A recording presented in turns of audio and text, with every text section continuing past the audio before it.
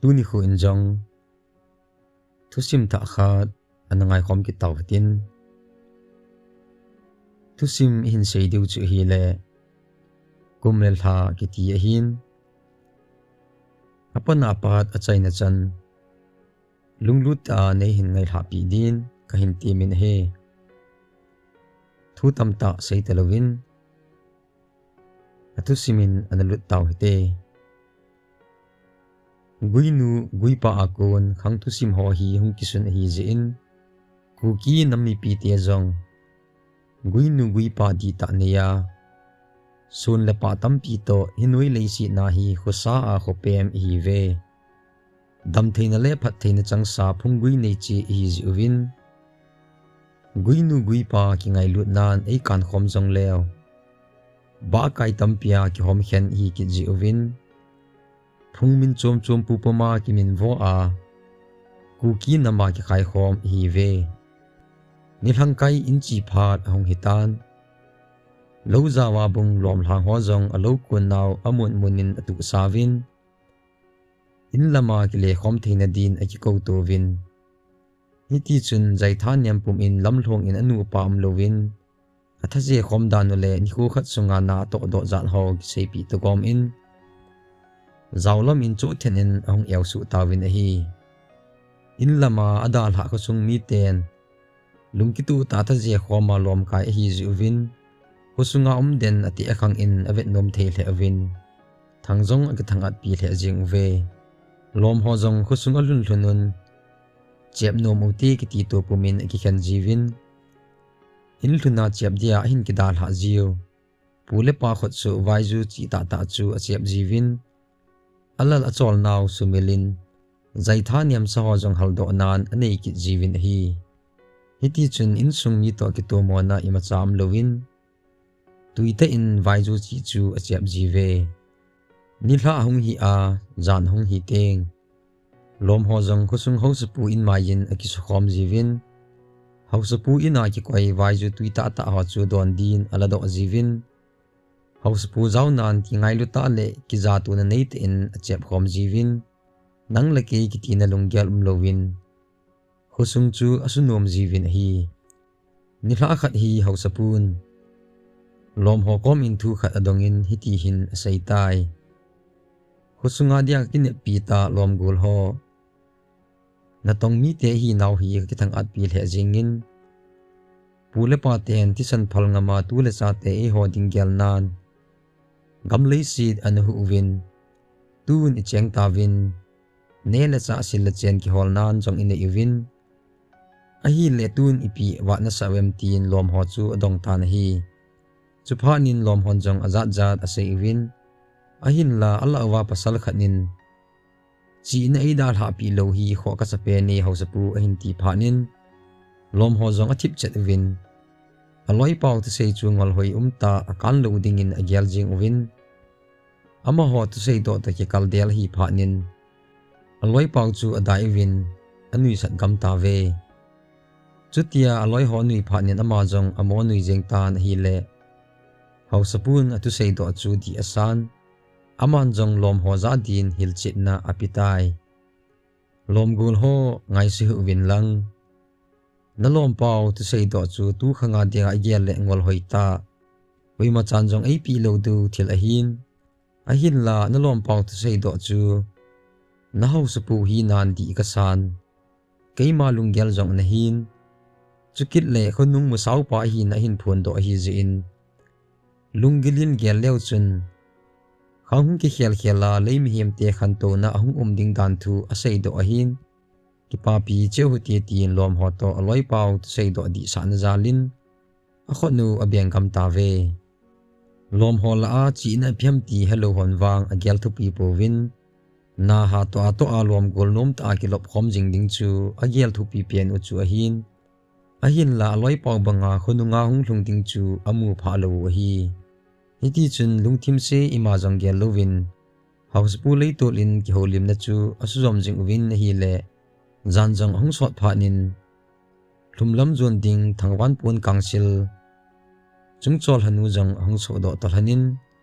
lom ho jong jan ki chol do din gil bem le gil zom zonin hausapu ina kunin ahom ki pat do ta ve nom tin asi sen azan kchol do ovin boina to khom lo kusung mi hi jivin alin aneu jing ni so em sel to ajing tho khom jivin zulewa ten gambil sunga kunin hamgin ngai ta ta gamsung mi te za din ahin sado jivin thingthang khunup dan choi sang he ajin hi ni khului chi nung in ni ko tha ang hlung kitan ni danga abol ngai jing bangwin lom ho jong lo lam zonin buchun me chun ki pu in na tong din achi ki tawin hi lo mun agal hung win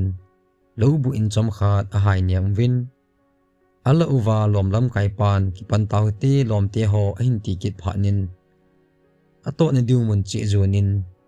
vet lom tin anu apa ki kai tu dielin abung khom win na a hin tong pan kit tawe na to ale ki holim to gom in phat chu amang win gulang hon nunga ho adai win nupi upahon ala win to na sim win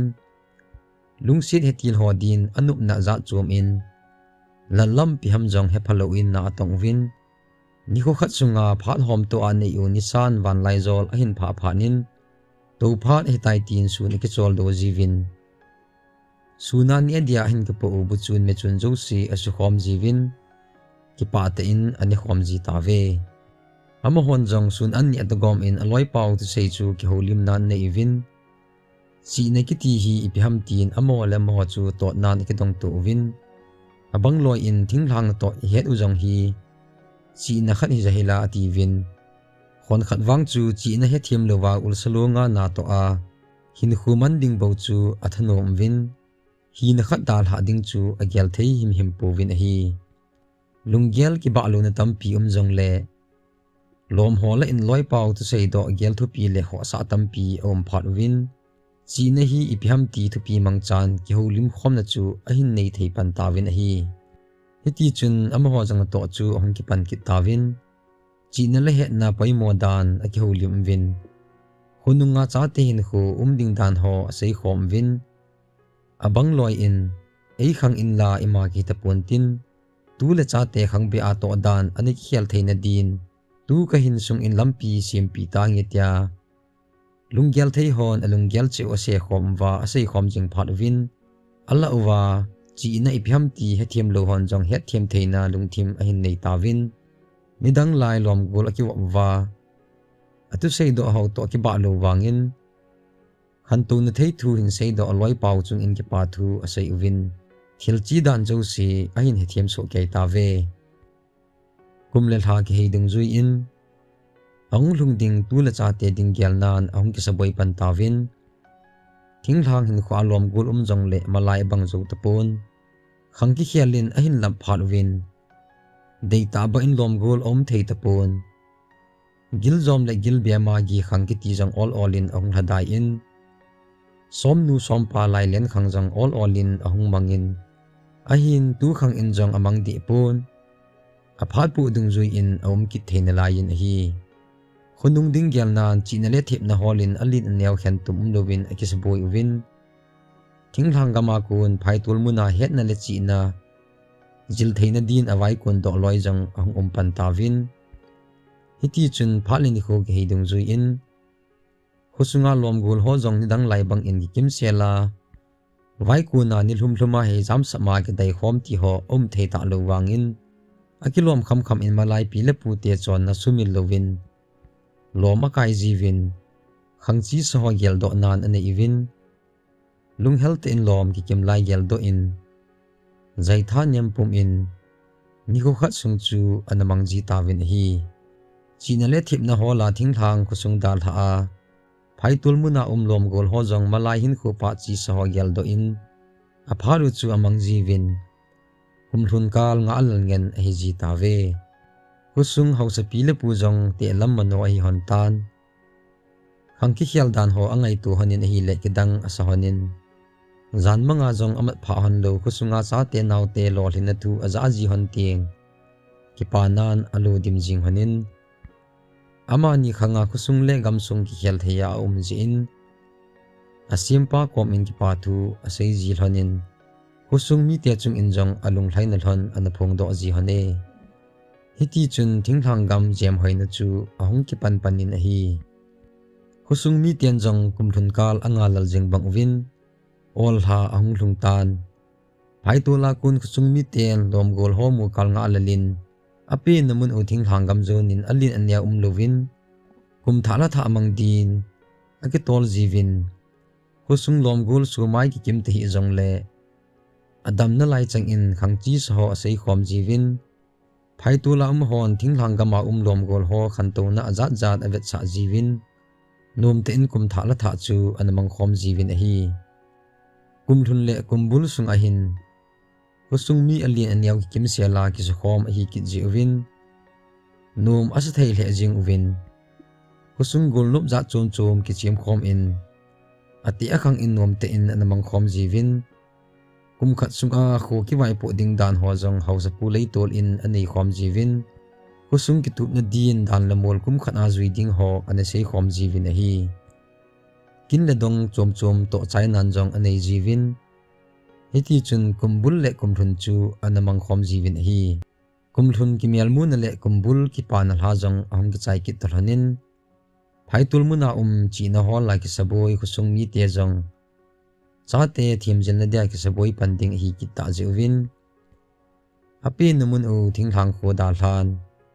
phaitul lam zonin ki tol ki tawin a hi hiti chun all in khusung chu ani nin athip che che na hi le achai chai nan khusunga ngai ngai le ki mutu jinga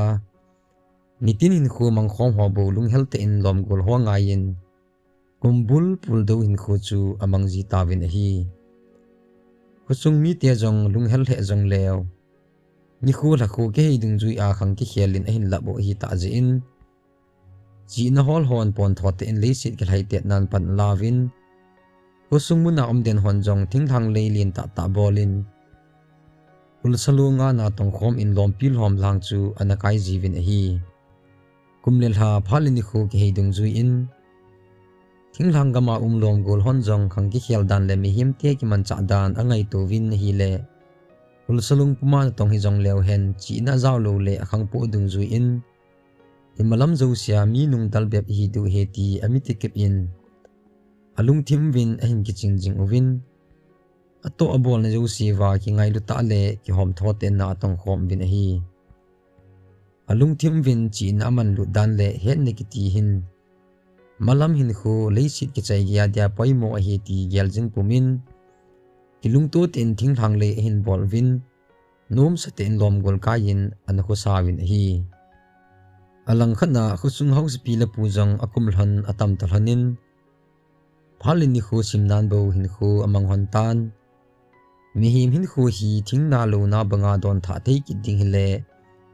nop te nge ye ti pum in te si hin khu hai hu beilam manon khusung mi ali new koi ma khan tup na nei lovin ana khu sat khom pi hon tai le hin khu ngai hon le jong le kumtam ahung hi hon phanin hausapu abei masan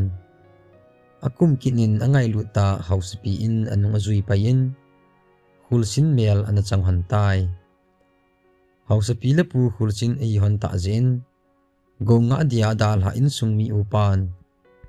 khosung veng sung vetup in ati akhang alalim no yin khosa khompi in apan alam do sa gamle go vetup in hin kho a hin mangin apu pan thi pi dia gel ha o nam min kuki a hin choi sang to pe tai tu ni kho adia thusim iseu chu hi chan hin a ki chai ki tai thusim aban anang a ki taw hete